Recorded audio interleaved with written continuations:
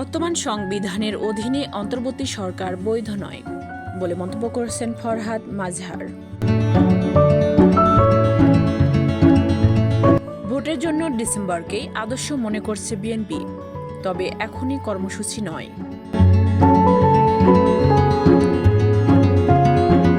অন্তর্বর্তী সরকারের কার্যক্রমে দেশবাসী উদ্বিগ্ন বলে মন্তব্য করেছেন দুদু।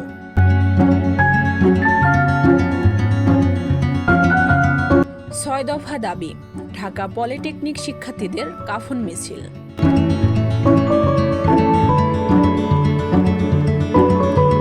জুলাই আগস্টের ঘটনা প্রভাব ফেলেছে পররাষ্ট্রনীতিতে বলে মন্তব্য করেছেন তৌহিদ হোসেন।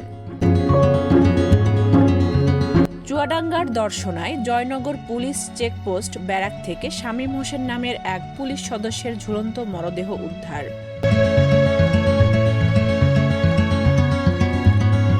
রাজধানীতে অস্ত্র ঠেকিয়ে ছিনতাই, ভিডিও ভাইরালের পর গ্রেপ্তার এক।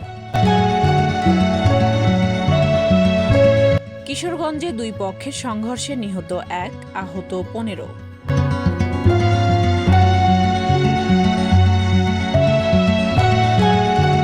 টাঙ্গাইলে 4 মাসের সন্তান বিক্রি করে মোবাইল গহনা কিনলেন মা, শিশুকে উদ্ধার করল পুলিশ। যশোরে পোল্ট্রি ফার্মে ভয়াবহ আগুন, পুড়ল 45,000 মুরগি।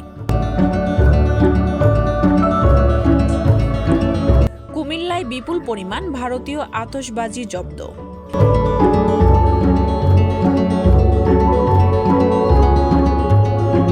ময়মনসিংহে সিএনজি মাইক্রোবাস সংঘর্ষে 2 জন নিহত।